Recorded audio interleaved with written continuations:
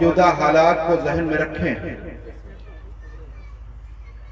ایک طرف نعرہ لگتا ہے کہ حکمت اور مصلحت کا تقاضا یہ ہے، حالات ابھی سازگار نہیں ہے، خاموش بیٹھا جائے، مگر حضور تاج الشریعہ علیہ الرحمہ فرماتے ہیں توڑ دے ہر ظلم کی بڑھ کر کلائی توڑ دے، توڑ دے ہر ظلم کی بڑھ کر کلائی توڑ دے، تو غلام مصطفیٰ ہے بزدلی اچھی نہیں، سبحان اللہ سبحان اللہ غلام ہے بزدلی اچھی نہیں۔ اور فرماتے ہیں جو پیا کو بھائے اختر،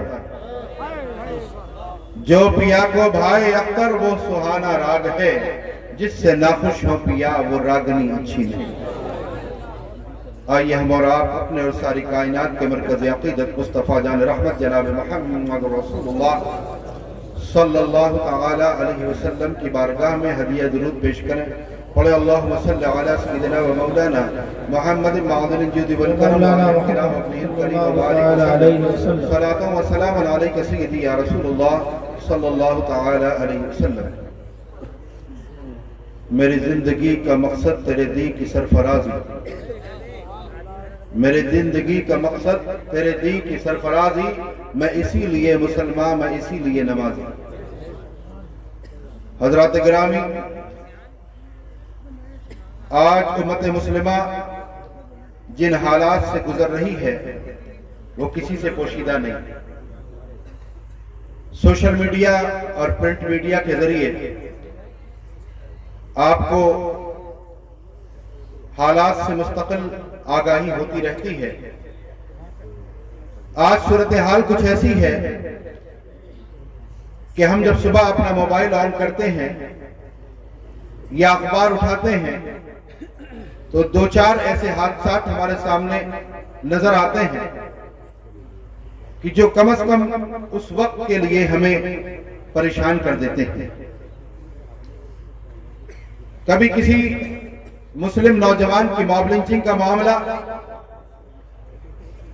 کبھی کسی مسلم دوشیزہ کی آبروریزی کا معاملہ،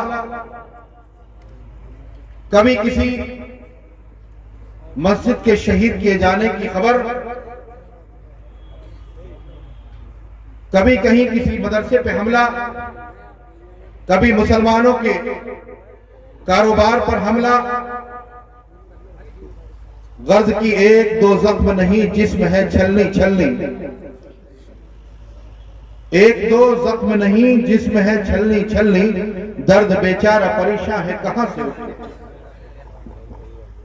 لیکن کیا صرف یہ شعر پڑھ کے ہم خاموش بیٹھ جائیں؟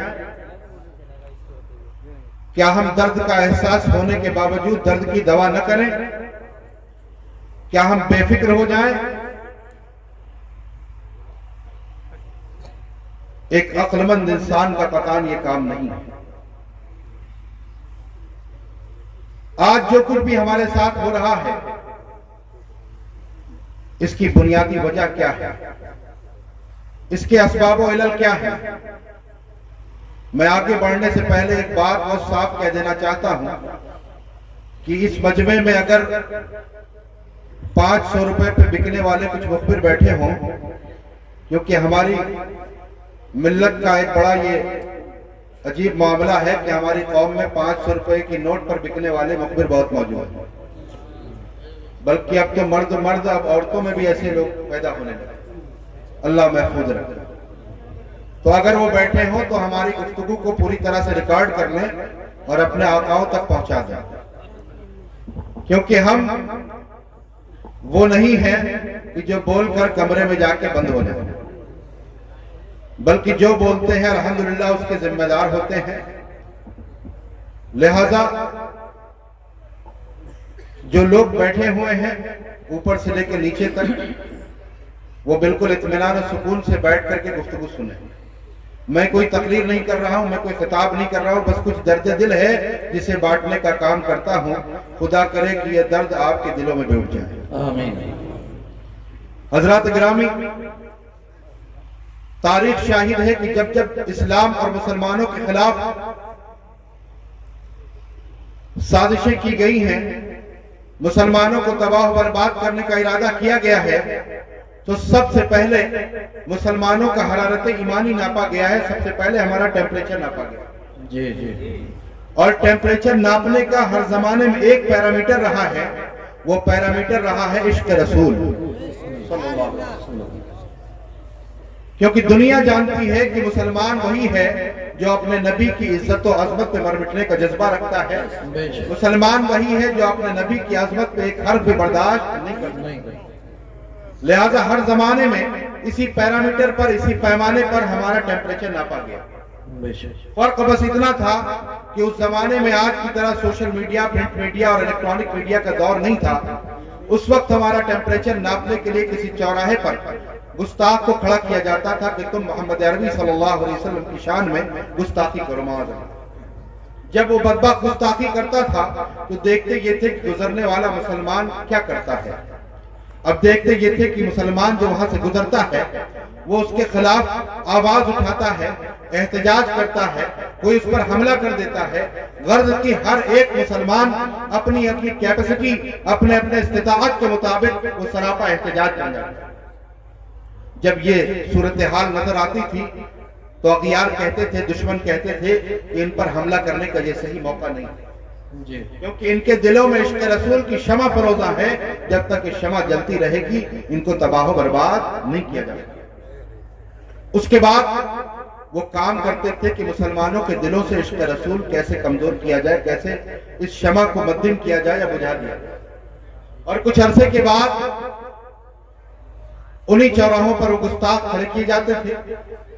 اب وہ گستاخ دوبارہ جب گستاخی کرتے تھے تو دیکھا یہ جاتا تھا کہ اب جو لوگ مسلمان وہاں سے گزرتے ہیں وہ اس احتجاج نہیں کرتے، اسے برا بھلا نہیں کرتے، اس کے خلاف اس پر حملہ نہیں کرتے، بلکہ وہ کہتے ہیں کہ یہ پاگل ہے، دیوانہ، اسے بکنے دو، ہمیں بولنے کی ضرورت نہیں، اور یہ کہہ کر کے گزر جاتے ہیں۔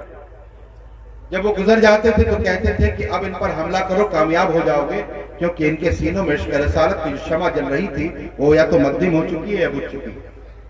تاریخ شاہد ہے، علماء بیٹھے ہیں، اسپین کی سرزمین پر اسی طرح سے ہمارا ٹیمپریچر ناپا جاتا رہا اور ناپ کر کے ہم پر حملے کیے جاتے رہے۔ وہ اسپین جہاں تقریباً 800 سال اسلامی حکومت رہی، آج اس اسپین میں اسلام کے نام لیوا نظر نہیں آتا۔ عزیزان محترم، ملک ہندوستان کو اسپین بنانے کی پوری تیاری ہے۔ یہی وجہ ہے کہ جب یہودیوں کی دی ہوئی آئیڈیالوجی کے مطابق RSS کے پلان کو امپلیمنٹ کرنے کے لیے 2014 میں بی جے پی اقتدار میں آ گئی تو اقتدار میں آتے ہی یہ پلان تھا کہ مسلمانوں کے ساتھ کیا کرنا ہے، کیسے کرنا ہے۔ غور یہ کیا گیا کہ اگر مسلمان نہیں ہٹا تو ہمارے ہندو راشٹر کا سپنا پورا نہیں ہو پائے۔ یہ مسلمان ہندو راشٹر میں سب سے بڑا روڑا ہے۔ کیوں روڑا ہے؟ اس لیے روڑا ہے کہ یہ ہندو راشٹر جو ہے یہ ظلم کا پہاڑ توڑنے والا ایک قانون ہے، جسے منوسمرتی کا قانون کہا جاتا ہے۔ دلتوں پر اور تمام بیکورڈز پر اس طرح کے مظالم ڈھائے جاتے تھے کہ آپ سوچ بھی نہیں سکتے۔ اس کی ایک مثال یوں سمجھیں کہ مغل دور سے پہلے چونکہ ہندوستان میں منوسمرتی کا قانون چلتا تھا، یہی ہندو راشٹر ہوا کرتا تھا، لہذا اس وقت دلتوں کی عورتوں کو اپنے سینوں کو ڈھکنے کی اجازت نہیں تھی، بلاؤز پہننے کی اجازت نہیں تھی، انہیں باقاعدہ اس کے لیے ٹیکس دینا پڑتا تھا۔ اور مردوں کا معاملہ یہ تھا کہ مرد جب ان کے علاقے سے گزرے تو آگے ایک مٹکا بندھا ہو اور اس مٹکے میں وہ تھوکیں تاکہ باہر ان کا تھوک بھی نہ گرے، اتنے ان کو ناپاک سمجھا جاتا ہے۔ ان کے پیچھے ایک جھاڑو بندی ہوتی تھی تاکہ جب وہ چلے تو ان کے قدموں کے نشان بھی زمین پہ باقی نہ رہیں۔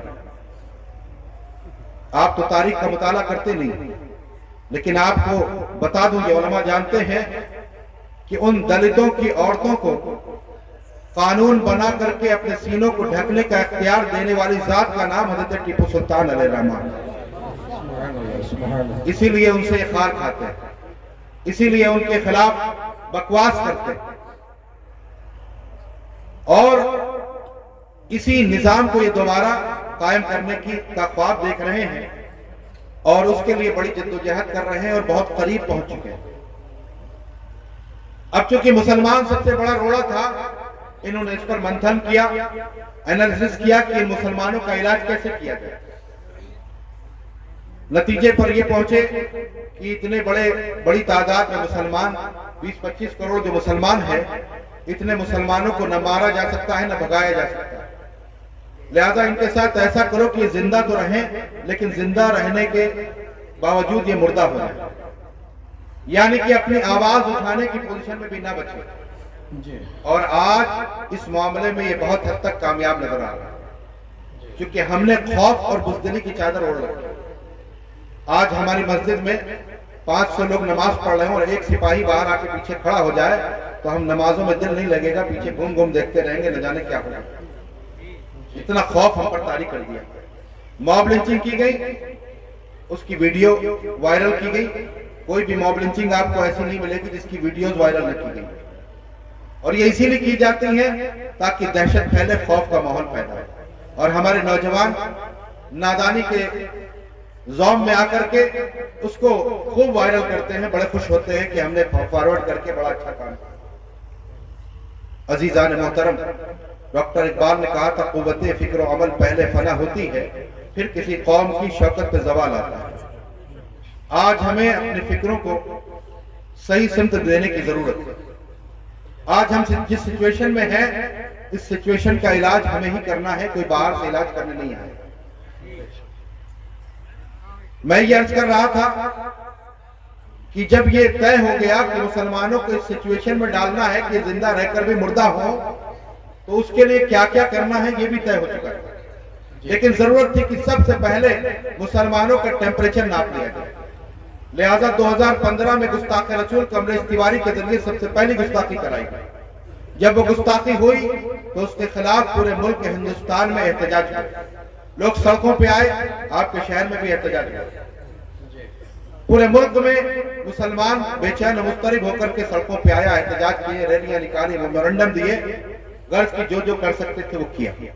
जब ये महसूस किया गया कि इस गुस्ताख को ऐसा ना हो कोई वासिले जहन्नम कर दे, तो फौरन उसे सलाखों के पीछे पहुंचाने का काम शुरू।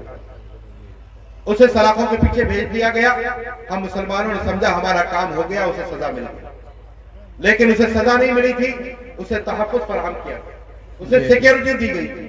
यही वजह है कि जब हम खामोश होकर के बैठे, कुछ ही वक्त गुजरा था, उसे बाहर निकाला गया और निकलने के बाद उसने ऐलान किया कि हम मोहम्मद साहब की जीवनी पे एक फिल्म बनाएंगे। माज़अल्लाह, मुसलमानों उसने सिर्फ कहा नहीं था।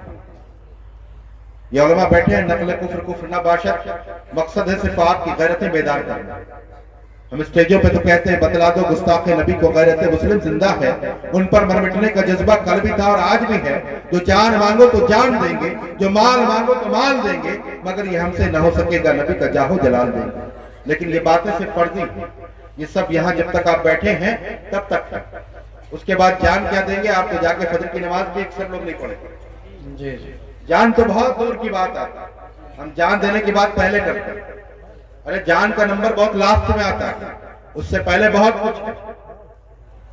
तो हमारा मामला ये, उस बदबख्त ने एक YouTube पर ट्रेलर लॉन्च किया, एक वीडियो डाली जिसका नाम रखा माज़अल्लाह सुम्मा माज़अल्लाह, रंगीला रसूल। कहिए माज़अल्लाह सुम्मा माज़अल्लाह। इतना घिनौना नाम। उसके बाद चाहिए तो ये था कि मुसलमान अपना चैन और सुकून तर्क करके मैदान अमल में आ जाता और खड़ा हो जाता और अमली तौर पर बताता, कहता कि बतला दो गुस्ताख नबी को गैरत मुस्लिम जिंदा है। मगर अफसोस का मकाम यह है कि उसके बाद जो सन्नाटा छाया, जो खौफ था, उसके बाद हमारे अंदर कोई हिम्मत न रही और हम बैठ गए। नतीजा क्या हुआ कि एक के बाद एक गुस्ताख आया और गुस्ताखी करता रहा। आज जो वसीम रिजवी कहता है कि 26 आयत निकाल गई, हमने निकाल दी है, जो हुजूर की शान में ऐसी गुस्ताखी भरी किताब छाप करके मदारिस अरबिया को भेज रहा है, उसकी ये हिम्मत कैसे पड़ी? उसने YouTube पर एक ट्रेलर लॉन्च किया था, उस फिल्म का नाम रखा था उसने मदर ऑफ मुस्लिम, और उसमें एक नंगी औरत को दिखाया था। माज़अल्लाह सुम्मा माज़अल्लाह। मुसलमानों में पूछता हूँ, बड़ा इंतजार है कि हम जब जाएंगे तो हमारे आमाल इस लायक नहीं है, यकीनन हमारे आमाल इस लायक नहीं कि हमारे मग़फ़िरत हो, लेकिन बारगाह मुस्तफ़ा में हाजिर होंगे, सरकार शफाअत फरमा देंगे। جب سرکار کی بارگاہ میں شفاعت کے لیے حاضر ہوں گے، وہ بارگاہ جس کے بارے میں اعلیٰ حضرت امام اہل سنت فرماتے ہیں سب نے صف محشر میں للکار دیا ہم کو، اے بے کسوں کے آقا اب تیری دہائی ہے، اس بارگاہ میں حاضر ہوں گے اور شفاعت سرکار فرما دیں گے۔ لیکن کیا کبھی سوچا کہ جب اس بارگاہ میں حاضر ہوں گے، میرے آقا صلی اللہ علیہ وسلم نے اگر سوال کر لیا کہ میری عائشہ کی شان میں اتنی شدید گستاخی ہوئی تھی، تم نے کیا کیا؟ کیا جواب دو گے؟ کیا جواب دو؟ کوئی جواب ہے؟ کوئی جواب نہیں بن پڑا۔ اور خدا نہ کرے کہ آقا فرما دیں جاؤ میں تمہیں نہیں پہچانتا، کس کام کے رہیں گے ہم؟ کیا کریں گے ہم؟ کسی لائق نہیں بچے۔ لہذا آج لے ان کی پناہ، آج مدد مانگو سے، کل نہ مانیں گے قیامت میں اگر مانیں گے۔ عزیزان محترم، ہمارا اسلاف کا یہ طریقہ نہیں رہا۔ گستاخیاں ہر زمانے میں ہوتی ہیں، ہر دور میں ہوتی رہی، لیکن گستاخوں کو عقلا کما کرنے کے لیے، انہیں واصل جہنم کرنے کے لیے، انہیں کیفر کردار تک پہنچانے کے لیے اس شاقان رسول ہر زمانے میں پیدا ہوتا ہے۔ اور ہماری امت محمدیہ کا معاملہ تو یہ ہے کہ بڑے تو بڑے بچوں کا معاملہ بڑا جی۔ دور فاروقی کا ایک واقعہ عرض کر دوں۔ دور فاروقی ہے، چند بچے چھڑی سے گیند کھیل رہے ہیں، گیند کھیلتے کھیلتے پاس میں بیٹھے پادری کو لگتی، پادری وہ گیند اٹھا کے رکھ لیتا ہے، بچے جاتے ہیں کہتے ہیں گیند واپس کر دو، پادری نے گیند واپس کرنے سے انکار کر دیا۔ وہ سوچتے ہیں کہ ہم اپنے آقا صلی اللہ علیہ وسلم کا وسیلہ دیں گے تو گیند واپس کر دے گا، کہتے ہیں کہ ہم اپنے نبی صلی اللہ علیہ وسلم کا وسیلہ دیتے ہیں، آپ گیند واپس کر دیں۔ اتنا سننا تھا کہ اس پادری نے گیند تو واپس نہیں کی، بلکہ ہمارے اور آپ کے آقا مولا صلی اللہ علیہ وسلم کی شان میں گستاخی کری۔ آج کے بچے ہوتے تو کہتے ہیں ہمیں کیا کرنا ہے، ہمیں تو اپنا گیند چاہیے۔ لیکن اللہ اکبر، وہ بچے ان ماؤں کی آغوش کے تربیت یافتہ نہیں تھے جو بیٹے کو بچوں کو جب 9 مہینے اپنے رکھتی ہیں پیٹ میں تو اس وقت سامنے ٹی وی چل رہا ہوتا ہے اور ڈرامے چل رہے ہیں۔ وہ بچے ان ماں کی آغوش کی تربیت یافتہ نہیں تھے جو بچوں کو دودھ پلاتی ہیں تو آج کیا کرتی ہیں، وہ فلمی گانے سناتی ہیں۔ وہ بچے ان ماں کی آغوش کی تربیت یافتہ نہیں تھے کہ جو اپنے بچوں کو جب سلاتی ہیں تو فلمی ڈائلاگ سنا کر کے انہیں ڈرا کر سلاتی ہیں، بلکہ وہ بچے ان ماں کی آغوش کی تربیت یافتہ تھے کہ جب پیٹ میں بچہ ہوتا تھا تو سامنے قرآن عظیم کی تلاوت کرتی ہوئی نظر آتی۔ وہ بچے ان ماں کی آغوش کی تربیت یافتہ تھے کہ جب وہ اپنے بچے کو دودھ پلاتی تھی تو حمد باری تعالیٰ اور نعت رسول سناتی تھی۔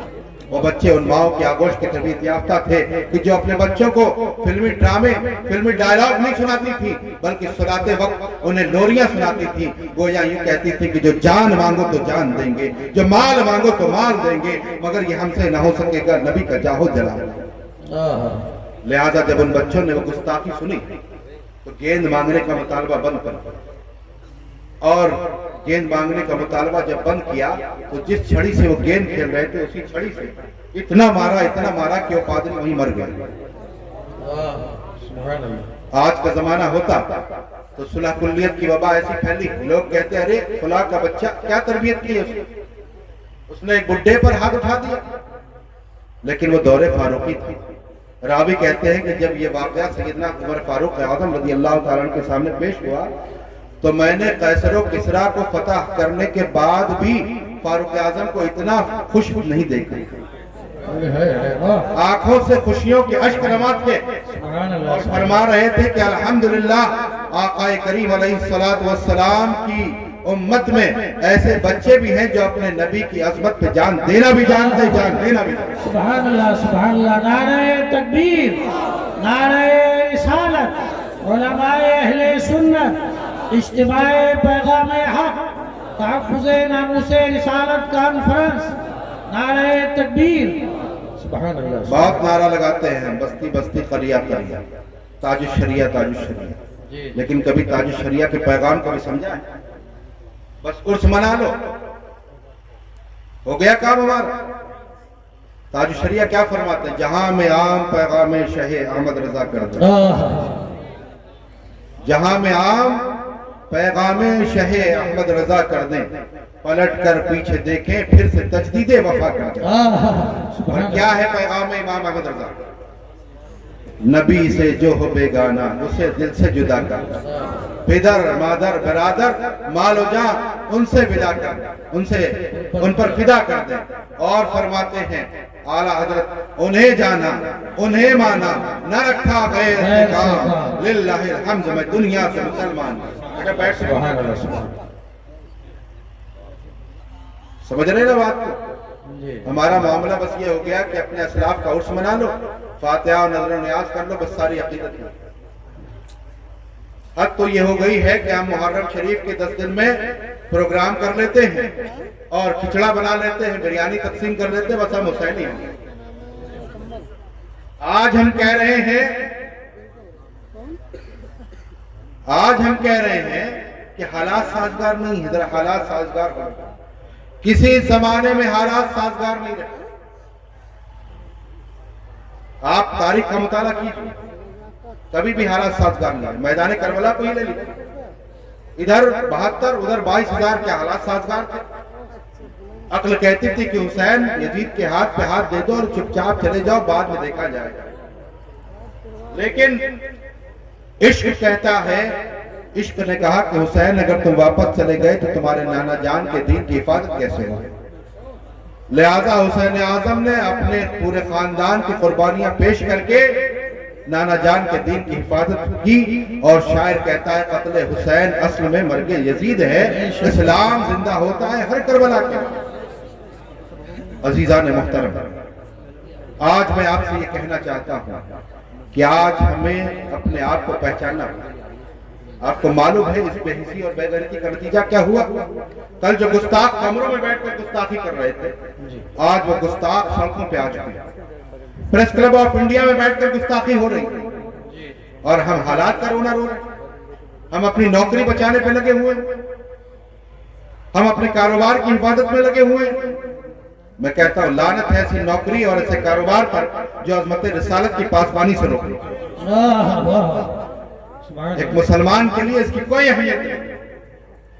हज़रत इमाम मालिक रज़ी अल्लाह तआला अन्हु फरमाते, पूछा गया कि हुजूर की शान में गुस्ताखी हो जाए तो उम्मत क्या करे? फरमाया उम्मत को चाहिए कि बदला ले। पूछा गया अगर बदला न ले सके तो फरमाया मर जाना चाहिए, जीने का कोई हक नहीं। क्या मतलब यह है कि अगर इस्लामी कानून हो तो सीधे गर्दन मार दी जाए, लेकिन अगर हिंदुस्तान जैसा मुल्क है तो आईनी हुकूक का इस्तेमाल करते हुए ख्वाह हमें कैसी ही कुर्बानियां देनी पड़े, जी आईनी हुकूक का इस्तेमाल करते हुए हमें मैदान अवल में आकर के गुस्ताखान रसूल को कैफर किरदार तक पहुंचाने की कोशिशें करनी चाहिए। बेशक ग़ज़वा उहद का मौका है, मेरे आका सल्लल्लाहु अलैहि वसल्लम इरशाद फरमाते हैं, साद इब्न रबी नजर नहीं आते, तलाश खिलाओ।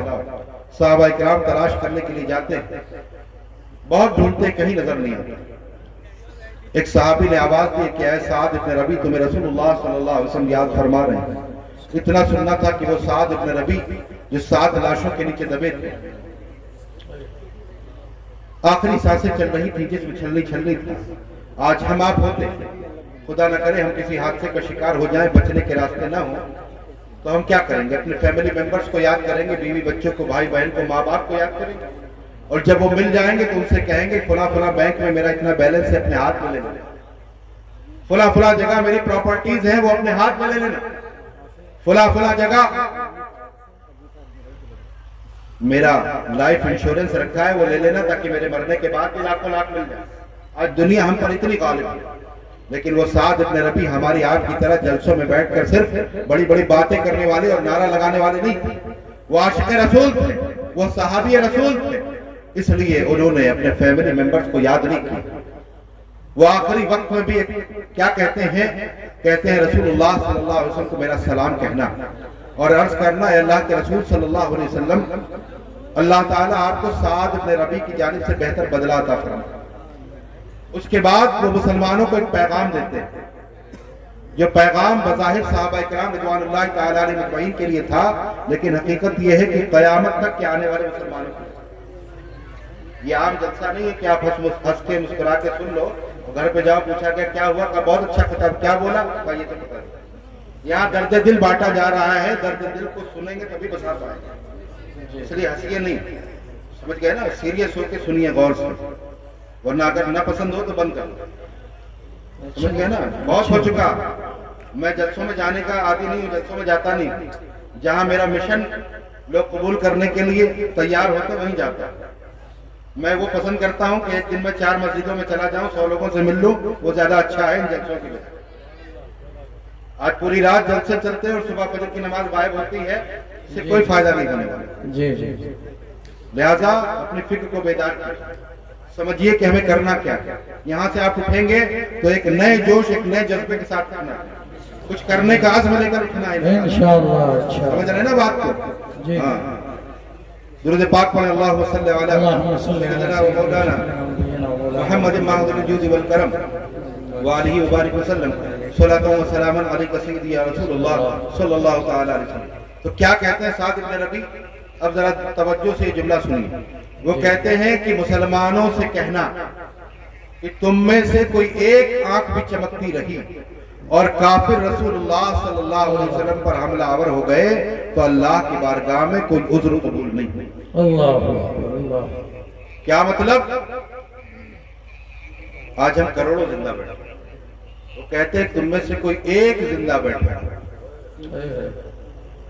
جب رب کائنات پوچھے گا کہ میرے محبوب کی بارگاہ میں اتنے حملوں پہ حملے ہو رہے تھے، تم کیا کر رہے ہیں؟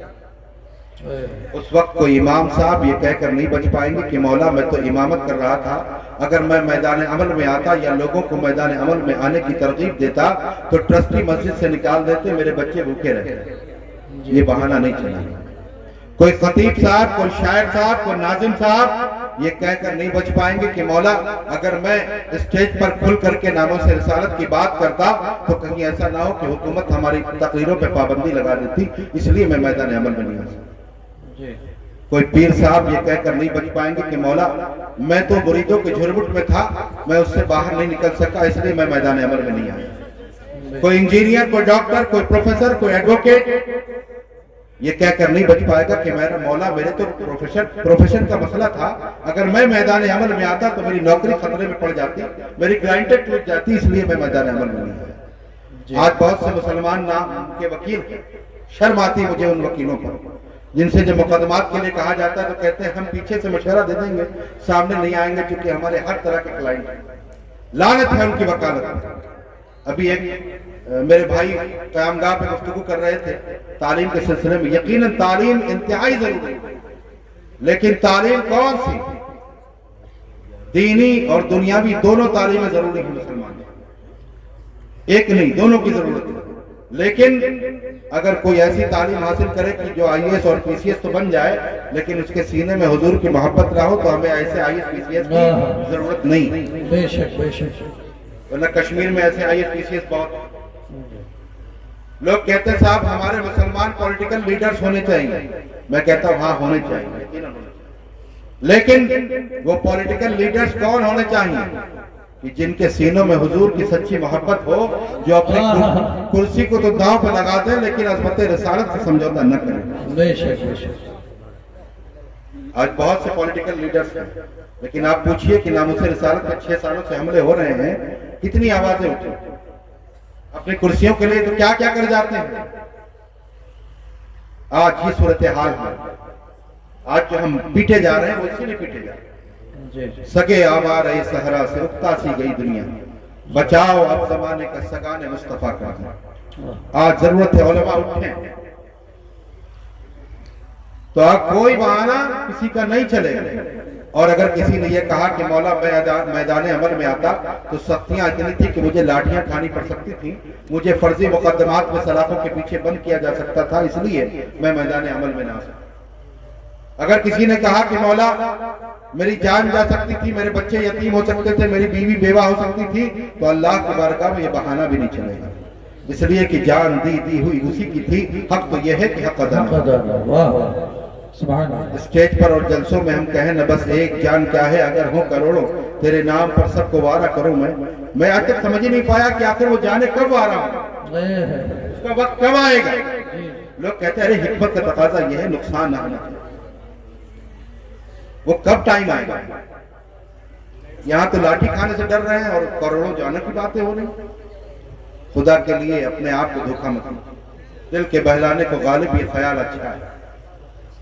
تو اپنے آپ کو دھوکہ مت دیجیے، اس سے باہر آئیے. آج لے ان کی پناہ، آج مدد مانو سے، پھر نہ مانیں گے قیامت میں اگر مان گئے. بے شک عزیزان محترم، آج ہمیں سوچنے اور سمجھنے کی ضرورت ہے. آج ہمیں طے کرنا ہے کہ ہم ناموس رسالت کی پہرے داری کے لیے اپنا تن من دھن قربان کرنے کے لیے تیار ہیں. وقت کی قربانی مانگی جائے گی تو وقت کی قربانی دے گی، انشاءاللہ. مال کی قربانی مانگی جائے گی تو مال کی قربانی دے گی، انشاءاللہ. اور جانوں کی بازیاں لگانی پڑیں گی تو جانوں کی بھی بازیاں. انشاءاللہ بولے لگائیں گے کہ نہیں لگائیں گے؟ انشاءاللہ. کتنے لوگ ذرا ہاتھ اٹھا کے بتائیں. ماشاءاللہ، اللہ استقامت عطا فرمائے. آمین. اب آپ سوچو گے کہ بس اسی پہ واقع دعوانہ ہو جائے گا، ایسا نہیں. آپ کو ہوم ورک اور کلاس ورک سب دیا جائے گا. اگر آپ نے یہ دونوں کام کیے تب تو ہم سمجھیں گے کہ یہ ہاتھ آپ نے دل سے اٹھا. اور اگر آپ نے صرف یہاں سے ٹہلتے ہوئے چلے گئے اور گھر میں جا کے سو گئے، کوئی کام نہیں کیا، تو پھر قمر عثمانی کو تو دھوکہ دے سکتے ہو، لیکن اللہ اور رسول کو گواہ بنا کر تم نے ہاتھ اٹھایا. بولیے قمر عثمانی کی وجہ سے ہاتھ اٹھایا یا اللہ اس کے رسول کی وجہ سے؟ اور جتنے لوگوں نے اللہ اس کے رسول کو گواہ بنا کے ہاتھ اٹھایا تھا، ذرا وہ لوگ ہاتھ اٹھا دیں. ماشاءاللہ، سبحان اللہ، اللہ سلامت رکھے. آمین. اب میں 3 کام آپ کو دیتا ہوں. پہلا کام کیا ہے؟ 2 ہوم ورک ہیں اور 1 کلاس ورک. پہلا کام کیا ہے؟ آپ سب ناموس رسالت کے مبلغ بن جائیں گے. انشاءاللہ. بنیں گے کہ نہیں بنیں گے؟ کیسے بنیں گے؟ کیا کرنا ہے؟ کیا سونا چھوڑ دینا ہے؟ کھانا چھوڑ دینا ہے؟ پراپرٹی بیچ کے لا کے دے دینا؟ کچھ نہیں، ایسا کچھ بھی نہیں کرنا. روز کم سے کم اپنے ایک بھائی کو سمجھانا ہے کہ دیکھو ناموس رسالت پہ حملے بہت ہو چکے، اب برداشت نہیں ہوگا. اب جب بھی تحریک فروغ اسلام آواز دے گی، چاہے وہ دلی کے جنتر منتر پہ آنا پڑے یا لکھنؤ کے حضرت گنج میں اکٹھا ہونا پڑے یا ممبئی کے انڈیا گیٹ پہ جانا پڑے، لیکن ہم تیار رہیں گے. یہ ہر ایک بھائی کو سمجھانا ہے. روز کم سے کم ایک آدمی کو، سمجھ گئے نا؟ کم سے کم ایک آدمی. اگر یہاں 1000 لوگ ہیں مثال کے طور پر، تو ایک مہینے میں 30,000 لوگوں تک یہ پیغام پہنچے. باقی یہ یوٹیوبرز تو پہنچائیں گے ہی بڑی تعداد، لیکن جو آپ سامنے سے بات کرو گے نا، اس کا بات الگ ہے. تو آپ کو جن سے دوستی ہے نا، کہتے دوستی تبھی رہے گی جب ناموس رسالت کے پہرے دار بنو، ورنہ دوستی نہیں رہے گی ہماری. ایسی دوستی کس کام؟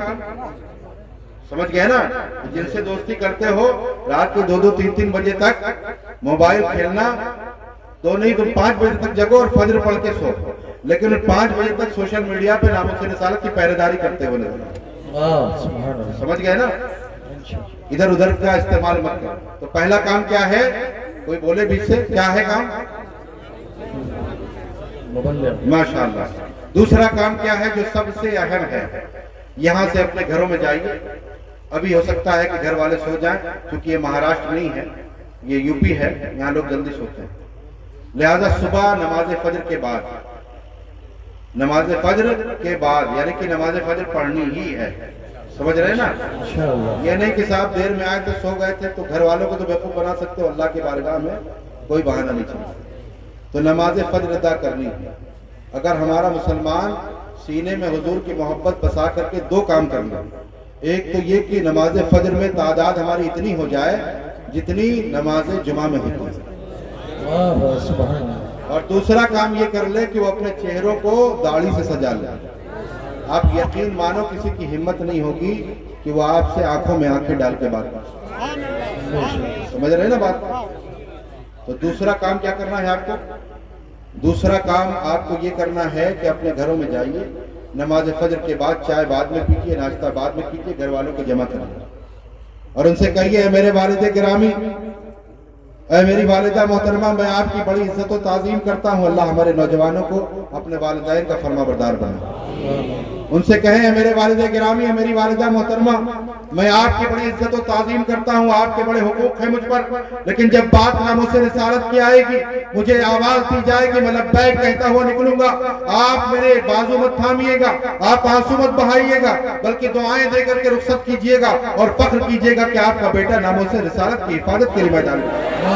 سبحان اللہ، سبحان اللہ. اے میری بیوی اے شریک حیات میں تم سے بڑی محبت کرتا ہوں لیکن سنو میں کائنات کی ہر شے سے زیادہ اپنے نبی صلی اللہ علیہ وسلم سے محبت کرتا ہوں جب حضور کی ناموس کی بات آئے گی اور مجھے میدان عمل میں آواز دی جائے کہ میں لبیک کہتا ہوا نکلوں گا اس وقت تم میرے بازو مت پکڑنا تم آنسو مت بہانا بلکہ اپنے دوپٹے کے آنچل کو پھیلا دینا اور دعا کرنا کامیابی کے لیے اور فخر کرنا کہ تمہارا شوہر کسی چوری ڈکیتی کے لیے نہیں بلکہ ناموس رسالت کی حفاظت کے لیے میدان عمل ہے۔ سبحان اللہ سبحان اللہ۔ اے میرے بچوں تم میرے لخت جگر ہو تم میرے دل کے ٹکڑے ہو تم میرے کلیجے کی ٹھنڈک ہو میں تم سے بڑی محبت کرتا ہوں لیکن میں کائنات کے ہر شے سے زیادہ اپنے نبی صلی اللہ علیہ وسلم جب حضور کی بات آئے گی اور مجھے آواز دی جائے کہ میں لبیک کہتا ہوا نکلوں گا اس وقت تم میرے قدموں کی بیڑیاں مت بننا تم آنسو مت بہانا بلکہ مسکرا کر کے رخصت کرنا اور فخر کرنا کہ تمہارا باپ ناموس رسالت کی حفاظت کے لیے میدان عمل میں جانا۔ سبحان اللہ۔ اگر یہ نہیں کیا تو یاد رکھو نہ ہماری عزتیں بچیں گی نہ مال بچے گا نہ کاروبار بچے گا کچھ بھی نہیں بچے گا۔ جی حضور کی عظمت پہ پہرے داری کرو گے تو سب بچ جائے گا انشاءاللہ۔ سمجھ رہے نا بات کو؟ یہ کام بہت ضروری ہے اس لیے کہ آج ہمارے نوجوانوں میں جذبہ ہوتا ہے تو کبھی بوڑھا روکتا ہے کبھی بچے روکتے ہیں کبھی بیوی روکتی ہے کبھی باپ روکتا ہے کبھی ماں روکتی ہے۔ اس لیے ہمیں اپنے گھروں میں صحابہ کرام رضوان اللہ تعالی علیہ مجمعین کے واقعات وہ خالی کہتے نہیں تھے یا رسول اللہ آپ پر میرے باپ قربان بلکہ وہ قربان کرنے کے لیے ہمیں وقت تیار رہے۔ لہذا ان کی سیرت کا مطالعہ کیجئے اور جا کر کے اپنے گھر میں کھانے پہ کبھی بیٹھیے ایک واقعہ بیان کریں۔ یہ مسلسل کام کرنا ہوگا یہ ہوم ورک ہے کریں گے کہ نہیں کریں گے؟ اور الحمدللہ میں وہی کہتا ہوں جو پہلے خود کرتا ہوں۔ رب کا فضل ہے کہ جب اس بردود یتی نرسمہانند نے گستاخی کی تھی میں بنارس کے دورے پر تھا ایک ہفتے کے دورے پر تھا دوسرا دن تھا اچانک کسی نے وہ ویڈیو مجھے حالانکہ میں ایف آئی آر درج کرا چکا تھا اس سے پہلے لیکن وہ ویڈیو میں نے سنی نہیں تھی میں سنتا نہیں ہوئی لیگل ڈپارٹمنٹ جو ہمارا ہے تحریک کا اس کو دے دیتا ہوں کہ آگے کاروائی کریں میں نے اس کو سنا نہیں تھا ایک صاحب نے مجھے سنا دیا بس میری کیفیت ایسی ہوئی کہ 2-3 پروگرام تھے سب میں روتے ہی ہوئے گزرے اور میں نے اپنا پروگرام ملتوی کیا چھوٹے بھائی کو فون کیا والدہ ماموں کے یہاں تھی میں نے کہا ان کو صبح لے کے آؤ میں رات میں نکل کے پہنچ رہا ہوں 2 گھنٹے کے لیے گھر گیا اور میں نے اپنی والدہ کے سامنے حاضر ہو کر کے عرض کیا کہ آپ کا بیٹا جس مشن کے لیے آپ نے اسے آگے بڑھایا ہے جس مشن کے لیے وہ آگے کام کر رہا ہے اب ضرورت ہے کہ شاید کچھ بڑی قربانیاں دینی پڑیں لہٰذا میں آج آپ کے پاس صرف اس لیے اجازت لینے کے لیے آیا ہوں کہ کل اگر آپ کو خبر ملے کہ آپ کا بیٹا کسی ہاسپٹل میں ایڈمٹ ہے تو آپ روئیے گا مت پریشان مت ہوئیے اگر آپ کے سامنے اچانک آپ کے بیٹے کی لاش آ جائے تو آپ میں چاہتا ہوں کہ پہلے سے ذہنی طور پر آپ پریپیئر رہیں اس ماں کی عظمتوں کو سلام انہوں نے ایک آنسو بہائے بغیر کہا بیٹا اللہ نے تمہیں جس کام کے لیے منتخب کیا تم اپنے کام کرو سبحان اللہ اور یہ خالی ان کا جملہ نہیں تھا ابھی قاری ارشاد صاحب میرے ساتھ سفر میں ہیں یہاں موجود ہیں آپ ان سے پوچھ سکتے ہیں کہ 18 تاریخ کو تریپورہ میں جب ہماری بیل ریجیکٹ ہوئی 18 نومبر کو تو والدہ کا فون ان کے پاس آیا انہوں نے کہا کہ بیل ہو یا نہ ہو ہمیں اس کی فکر نہیں ہم نے تو اپنے بیٹے کو اللہ و رسول کے سپرد کر دیا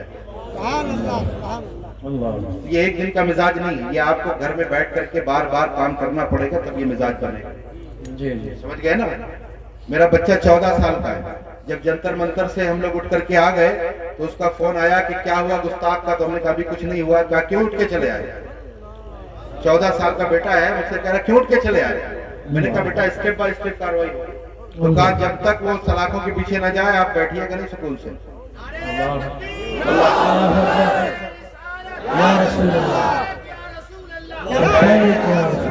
لبیک